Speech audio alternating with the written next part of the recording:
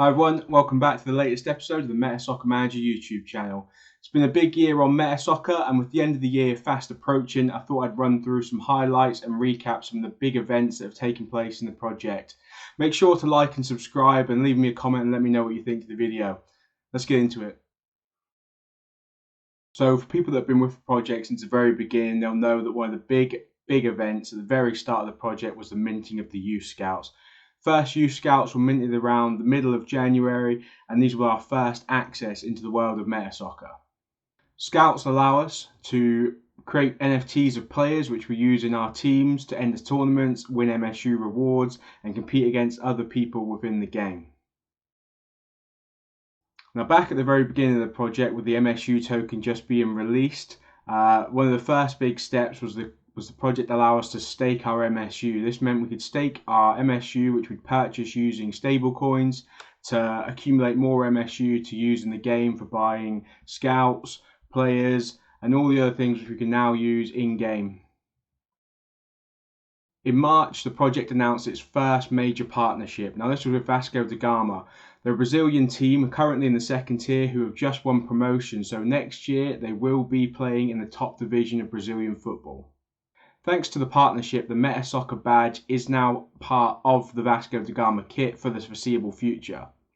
This is a massive coup for the project, and it was a massive highlight for me for the year, finally getting associated with a proper club within football. Another big highlight in March was the scouting going live. So now we had our scouts and we were able to send them out on scouting missions to find the first players. The first players came back 3 days after, I think, with Master of Relations, so around the 21st, 22nd, and most of us who didn't have the Master of Relations had to wait 6 days to get our first players. One of the key highlights throughout the year is how good MetaSoccer have been at bringing in major guilds within Web3 and other Web3 partnerships. They've joined the likes of Unbound Nation, Ready Player DAO, Blackpool. There's loads and loads of guilds which have joined and have brought lots of focus on and brought lots of players with them to compete within the tournaments. March was a very busy month. Emi Martinez, who has just won the World Cup with Argentina and had some interesting news articles wrote about him, about his attitude towards Mbappe and his celebration after winning the Golden Glove, was announced as a partner of MetaSoccer. Soon we'll be able to purchase him as an NFT and include him within our teams. Another big moment in March was the release of the marketplace. This was within the MetaSoccer website and allowed us to buy and sell players and scouts without using OpenSea, and do it all directly on the website, buying players for MSU, and opened up a lot of trading for players. I know I personally went out and bought a lot and sold a lot of players to make my team as best as I could. Early April, we got the biggest coup of the project so far. That was the announcement that Ronaldinho had partnered with the project. Don't think there's many bigger players in world football, and it's great to see him joining up with MetaSoccer, and also really looking forward to picking up his NFT in the near future. Stop that. Stop that. Yeah, I hear him chat to the noise. Can't stop for the talking. I hear him chat with the boys. Man's keep walking, yeah. Just too sharp with the prize. Let them tell me I'm awesome, yeah. Hot like fire on the pan. If you wanna touch me, please use caution. Towards the end of April, we were finally able to put our players into lineups and select formations. This was the first real chance to start building our teams properly.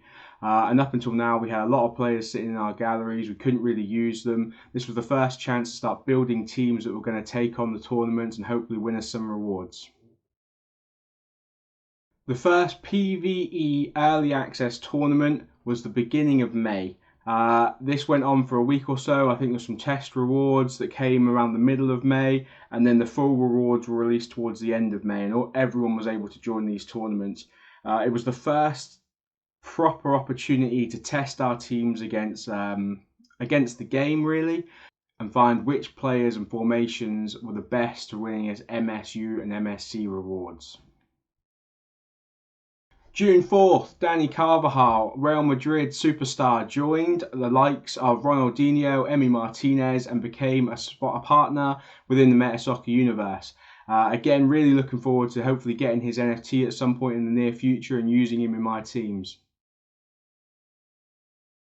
Early July, the first bundles were released. This gave people the opportunity to buy full squads straight away for a sum of money, which meant they could add that team directly into the tournaments, the PvE at the time, and start earning rewards. This was a big move for me. It meant that there wasn't, for people who didn't want to spend as much time scouting through the markets, finding individual players that they wanted to add into their teams and use, they could just go and buy a bundle. I think it cut a lot of the red tape out. I think we saw a lot of people join when the bundles were released. Middle of August this year, we finally got training. So the first off, training features allow us to prove our NFTs of our players, improving their ratings and making them more competitive within the tournament. I don't know about everyone else, but I've used this every day since. Constantly try to improve my players and make them as best as they can, and I've seen some big rating increases of some of my better players. In August, we also saw the first Genesis tournament. So this was the very first tournament that took place on MetaSoccer. It was followed up with Bit Hotel, Downmaker, and other versions of the tournament, which were all PvE tournaments where we could compete to try and win the highest rewards possible at the time. Massive step, and it was a big competitive change to the game, which I personally really enjoyed, and personally think this was a massive step for the project. The first PvE tournaments were huge. The buzz around them was massive, and I think everyone actually really enjoyed them. So yeah, massive step for MetaSoccer. Some of the probably less spoken about updates come in terms of how people can purchase the players and the scouts and other things. The addition of custodial wallets and credit card payments have been massive for opening up the game to people who aren't necessarily Web3 savvy. Going forward, I think these changes will be huge, and when the game starts attracting people from outside of Web3, it's already going to be set up and allowing players who don't know how to fund crypto wallets to buy players and enter the game. End of October saw the PvP launch. This was the first time we were able to put our teams against each other and compete against actual real life people who had developed teams within the MetaSoccer universe. I know from the Discord and other things there's been loads of chat and competitiveness that's gone on, and I think this is obviously what the game's been building towards since the very beginning. The team have always said PvP is the focus, and developing teams to play against other people's teams, and that's how we're going to achieve the best rewards.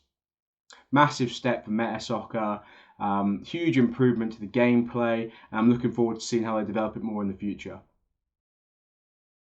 In November, we got the launch of the Wilsons. This was a free to mint side project, which basically meant anyone involved with MetaSoccer or outside of MetaSoccer could mint a Wilson with a chance to win a special flag representing a team competing within the World Cup tournament. I think it's got a lot of eyes on the project, to be fair. A lot of people from outside did mint the Wilsons and got involved, enjoyed the sweepstake and other things, and the top prize was $5,000, which the lucky holder of Argentina recently won. Just last month, the World Cup launched to coincide with the real life World Cup. We played in qualifiers, which allowed us to get all the way through to the World Cup finals. Sadly, I didn't get any teams make it all the way to the final. I actually didn't get any teams make it past the round of 32. Disappointing, but it was a good tournament, and I'm looking forward to the next one. So obviously divisions and things coming soon. I'm hoping throughout the year we'll do different tournaments, and hopefully next time I'll make a better showing of myself. Beginning of this month, Pablo Sarabia joined MetaSoccer Universe and part of the Icons team. Joined the likes of Emi Martinez, Dani Carvajal, Ronaldinho, and a few more. Now, again, this is another professional player who's joined a partnership with MetaSoccer, and I'm really looking forward to seeing who else they can bring in the near future. Obviously, these are just a few of my personal highlights. I know a lot more has gone on, there's things I've missed, so feel free to drop in the comments whatever you've enjoyed most about this year on MetaSoccer. It's It's been an interesting year. There's been some ups, some downs. Obviously, things that are going on in the current Web3 world and crypto as a whole haven't necessarily helped. But I think we're generally moving in the right direction. And some of the highlights here that I've just shown are showing exactly how far we've come and how far we can potentially go. Hope you've all enjoyed 2022 on MetaSoccer, and I look forward to competing with you all next year. Thanks very much for joining me, and we'll see you next time.